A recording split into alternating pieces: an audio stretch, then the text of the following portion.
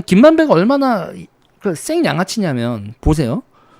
그 대장동에 돈 들어간 걸 제가 오늘 좀 찾아봤어요. 누가 얼마씩 넣었나 봤는데 부산저축은행이 1155억이 들어갔어요.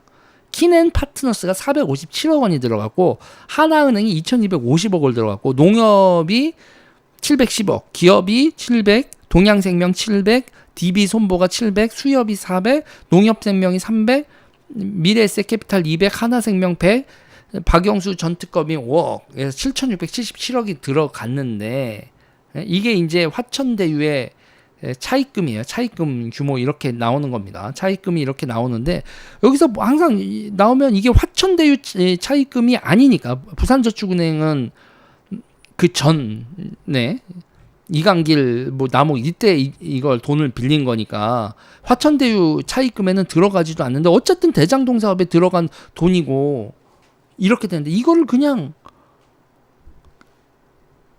이 몫이 부산저축은행이 갚는 것도 아니고 몫도 아니고 어떻게 된 건지 그리고 부산저축은행의 채권을 받아간 사람들은 이걸 채권을 한 다음에 이 대장동 관련해서 어떻게 바꿔먹었는지에 대한 얘기들이 그거에 대한 보도는 하나도 없어.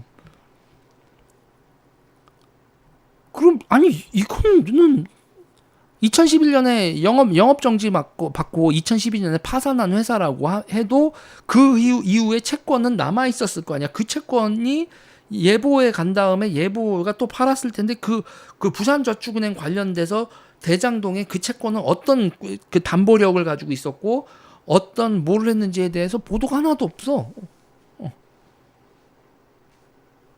그러고 나서 있잖아요. 그러고 나서 지금 이렇게 쩐주들 차입금을 한 이렇게 돼 있지만 나중에 가서 결국 지분율로 1,000만 원 낸 인간들 1,000만 원 낸 인간이 120억 가져가고 막 이런 일이 벌어지잖아요.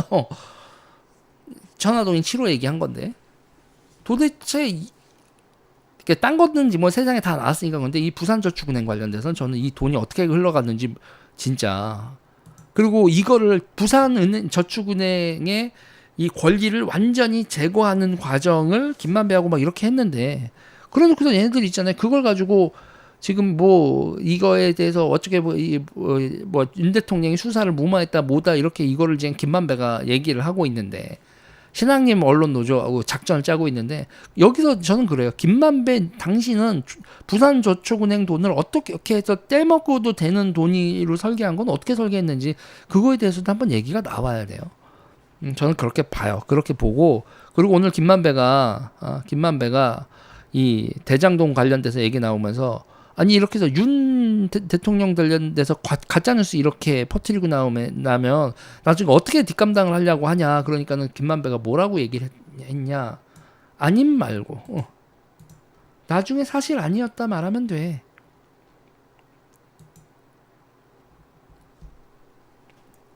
네. 동규 형한테 덮어씌우려고 하고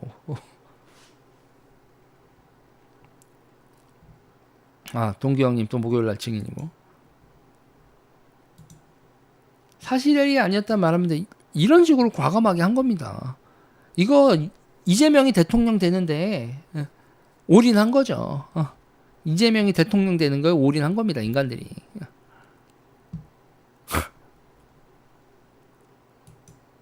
야, 저는 이거 있잖아요. 이거 그 부산저축은행 관련돼서 이 대장동과 관련된 이 미스터리가 몇 개 있는데 이 미스터리는 좀 풀려야 된다. 그리고 결국은 뭐예요, 여러분?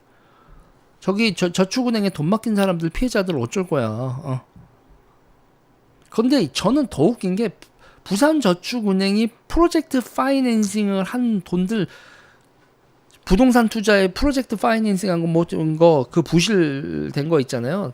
총 한번 다 점검을 해야 된다고 봐요. 왜냐면 부산저축은행이 망했어요. 망해서 프로젝트 파이낸싱에 부동산 프로젝트 파이낸싱에 돈이 나갔어. 그래서 피해자들이 손해를 보고 부산저축은행이 파산을 했어.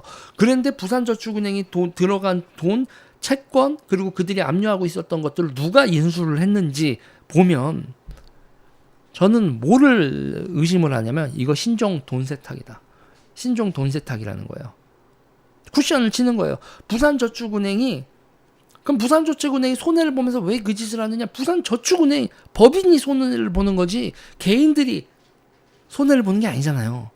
부산저축은행을 그렇게 손해를 끼쳐서 부실채권나 해서 부산저축은행이 취득한 부동산 관련된 권리를 헐값에 넘기는 방향으로 이것들이 세력이 장난질을 쳤을 가능성도 매우 높다. 6조거든요. 6조. 그리고 이 부산저축은행 관련돼서 유야무야 넘어간 것도 난 더 웃긴 거야.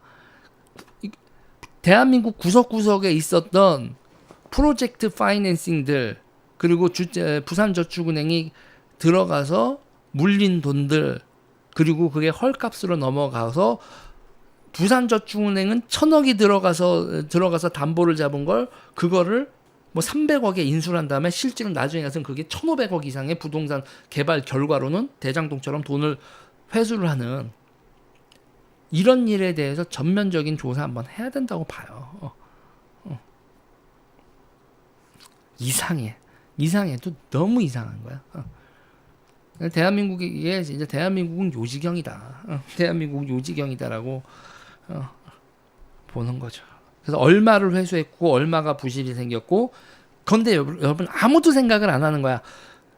그러니까 일부러 부실채권화해서 덤핑으로 권리를 넘겨서 그거에서 그 덤핑으로 넘긴 놈한테 이 부산저축은행 관계자들이 내 지분 그러면요. 서민들 코 묻은 돈 모은 저축은행 가지고 그거를 파산시키면서 지네들은 개인적으로 부동산 프로젝트 파이낸싱에 들어간 비자금으로 개인들 경영진들은 호록 할 수 있는 거 아니야. 그리고 정치권 있는 새끼들이나 기타 등등 지방 그 프로젝트 파이낸싱들에서 한 부동산 사업에서 지방 정치 유력자들도 호로록 헤쳐먹고 그냥 대장동이 한두 개가 아닌 거라고 부산저축은행만 봐도 저는 한번 의심해봐야 된다. 부산저축은행의 채권의 흐름 한번 싹 다 의심을 해봐야 된다. 그러나 이거는 묻힐 거예요. 왜냐하면 대한민국의 좌우 없이 지방 호족들이 다 관련된 일인데 그리고 파산관제인 근데 저는 그러죠. 이 파산관제인 문재인은 부산저축은행이 어떻게 흘러가는 거에 대해서 문재인은 잘 알았겠지. 그러니까 문재인이 진짜